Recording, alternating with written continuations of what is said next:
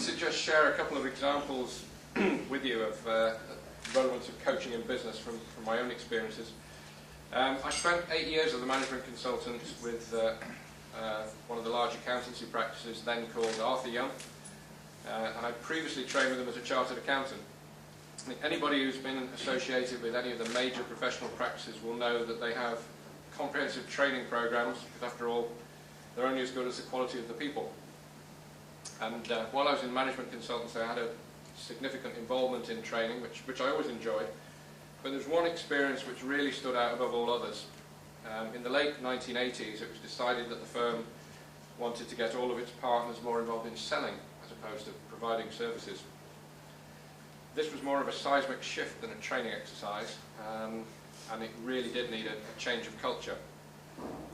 And instead of going to a conventional training organisation, the firm went to a group of behavioural psychologists called the Huthwaite Research Group, who developed a methodology which basically involved monitoring and changing behaviours. They had studied some 15,000 sales calls and analysed which behaviours were used consistently in the successful calls.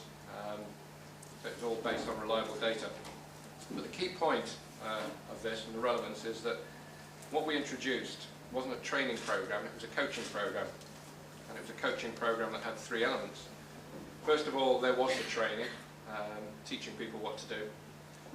But secondly, came objective measurement. Measurement in the field. What we actually then did was to have a number of coaches who were trained to go and observe behaviours. They were trained in observation techniques. And the third part, which is the most important for me in coaching, was the provision of feedback. Feedback in the field, how to improve, what went wrong, what could be done better. But it was all objective, and it all became sort of self-fulfilling. And it worked. It was extraordinarily successful. There were measurable improvements in performance. But it wasn't just training, as I said. The training was one element, the measurement, the feedback, the reinforcement, very, very important.